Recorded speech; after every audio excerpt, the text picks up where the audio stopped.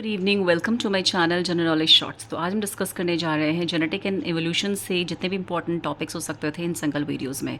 तो सबसे पहले हम डिस्कस कर लेते हैं क्रोमोसोमल थ्योरी। तो क्रोमोसोमल थ्योरी ऑफ इनहेरिटेंस किसने दिया था? तो क्रोमोसोमल थ्योरी जो थी वो दी थी हमारी सटन एंड बावरी ने, लेकिन बाद में उसको सपोर्ट किया था थॉमस हंट मॉर्गन ने। तो थॉमस हंट मॉर्गन ने उसको सपोर्ट दिया था और गिवन दी किसने थी? या सटन एंड बावरी ने दी थी chromosomal theory.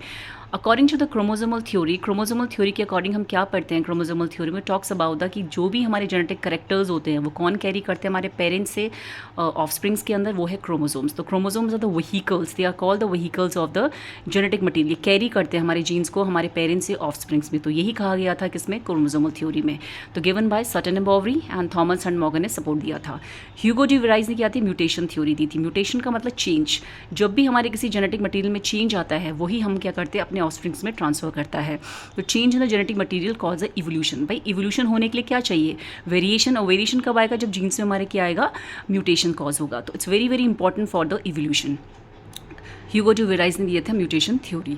Now Charles Darwin ने बात की थी हमारी थ्योरी ऑफ नेचुरल सिलेक्शन। उन्होंने कहा था कि वही चीज़ सेलेक्ट हो सकती है जो सर्वाइव कर सके, जो सर्वाइव द फिटेस्ट का उन्होंने फॉर्मूला दिया था। उन्होंने कहा था वही ऑर्गेनिज्म सर्वाइव करेगा जो अडेप्ट कर पाएगा एनवायरमेंटल कंडीशन के हिसाब से, वही सर्वाइव कर पाएगा जिसके अंदर वो प्रोबेबिलिटी होगी जो सहन कर पाएगा इन्वायरमेंट की कंडीशंस को। तो सर्वाइवल ऑफ द फिटेस्ट उन्होंने दिया था चार्ल्स डार्विन ने। नेचुरल सिलेक्शन थ्योरी ऑफ पैनजेनेसिस दी थी चार्ल्स डार्विन ने ही। थ्योरी ऑफ पैनजेनेसिस दी थी। उन्होंने कहा था जो गेम्यूल्स होते हैं, it's a part of gemmules का प्रोडक्शन होता है किसी बॉडी से, और जो गेम्यूल्स होते हैं उनके अंदर रिप्रोडक्टिव सेल प्रेजेंस होते हैं, वे रिस्पॉन्सिबल होते हैं किसके लिए? रिप्रोडक्शंस के लिए।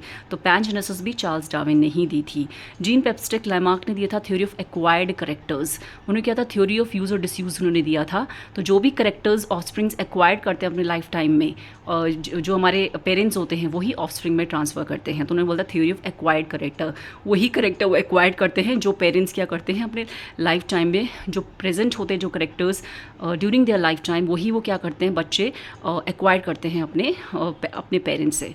तो theory of use and disuse की थ्योरी दी थी जीन बैप्टिस्ट लेमार्क ने। वेस्टमैन ने दिया था जर्म प्लाज्म थ्योरी। उन्होंने कहा था कि जो जर्म सेल्स होते हैं उन्हीं के अंदर हेरिडिटरी कंटेंट प्रेजेंट होता है। वो कहते हैं कि जो जर्म प्लाज्म है, जर्म सेल्स होते हैं, नॉट सोमैटिक सेल्स। तो other cells are not responsible for the reproduction, सिर्फ जर्म सेल्स ही क्या होते हैं? उनके अंदर हेरिडिटरी मटीरियल प्रेजेंस होता है और वही जेनेटिक हमारे रिप्रोडक्शन के लिए रिस्पॉन्सिबल होते हैं according to germ plasm theory. Har Gobind Khorana ने क्या कहा था? जेनेटिक कोड्स के ऊपर बात की थी। उन्होंने कहा था कि that genetic codes plays a very important role. तो जेनेटिक कोड्स उन्होंने दिए थे किसने? हरगोविंद खुराना में। बीडल एंड टॉटम ने क्या दिया था? One gene one enzyme theory. Beadle and Edward Tatum ने दिया था one gene and one enzyme theory. These are the important scientist with their theories and it's very important, please you go through it. Now we next about the Mendel ने कितने total characters दिए थे? 7। Mendel ने total 7 characters की बात की थी।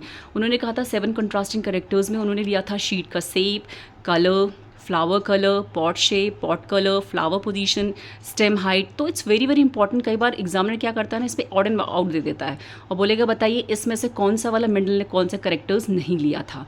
तो सी शेप में कौन सा डोमिनेंट, कौन सा रिसेसिव, इट्स वेरी इंपॉर्टेंट। जैसे सी शेप में उन्होंने जो लिया था हमारा राउंड डोमिनेंट लिया था, रिंकल उन्होंने रिसेसिव, तो डी से डोमिनेंट, आर से रिसेसिव।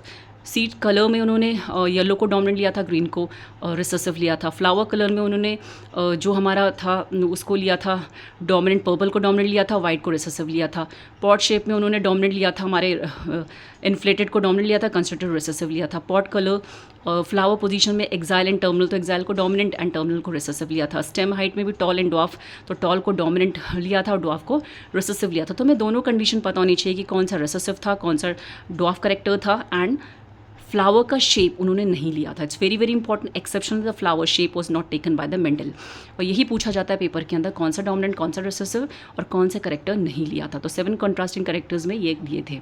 नाउ मोनोहाइब्रिड क्रॉस में F1, जो मोनोहाइब्रिड क्रॉस में हमारा फिनोटिपिक रेशियो होता है वो होता है 3:1 और जीनोटिपिक रेशियो होता है 1:2:1। Ratios are very important. तो monohybrid cross F1 phenotypic ratio, F2 phenotypic ratio 3:1 and genotypic ratio 1:2:1। Dihybrid cross में हमारा फिनोटिपिक रेशियो होता है 9:3:3:1।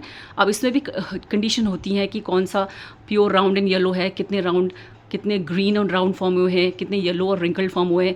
तो we should go to it, we should know this. तो उसके बाद हमारा जो जीनोटिपिक रेशियो था हमारा हाइब्रिड क्रॉस का काफ़ी बड़ा है, मोस्टली नहीं पूछा जाता है, पर please you we should know this 1:2:1, 2:4:2:1. Now back cross.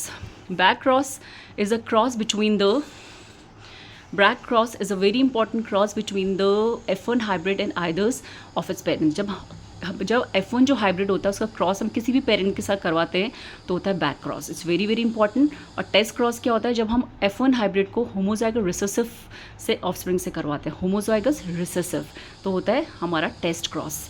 F1 hybrid with homozygous recessive is called test cross, and back cross is a cross between the F1 hybrids and either of its parents. Examples of codominance very very important. AB blood groups. जो AB blood group है वो example किसका है? Codominance का example है, क्योंकि उसमें दोनों एंटीजन पाए जाते हैं, ए और बी दोनों एंटीजन पाए जाते हैं. That's why it's called a codominance. Now blood groups में very very important. Blood group में कई बार पूछा जाता है कि ये जो एंटीजन है, ए एंटीजन है वो क्या है, बी एंटीजन. जैसे ए ब्लड ग्रुप में क्या होता है? एंटीजन ए होता है, और एंटीबॉडी क्या होता है? बी होता है. इसमें बी ब्लड ग्रुप में एंटीजन बी होता है और एंटीबॉडी ए होता है. उसका अपोजिट एंटीबॉडीज़ होता है. ए बी में क्या होता है? दोनों एंटीजन्स होते हैं, लेकिन कोई भी एंटीबॉडी नहीं होता है, तो इसके लिए हम इसको यूनिवर्सल रेसिपिएंट भी कहते हैं. और ओ जो होता है नो एंटीजन होता है, और एंटी इसमें कोई एंटीजन नहीं पाता. एंटीबॉडी क्या होता है? ए और बी दोनों एंटीबॉडी पाए जाते हैं. तो these are the important topics which are related with the genetics and evolution. And इसी तरीके से नेक्स्ट वीडियो में मैं इवोल्यूशन से जितने इंपॉर्टेंट चैप्टर्स हैं वो लेके आऊँगी, important points, and please you go through it. Thank you.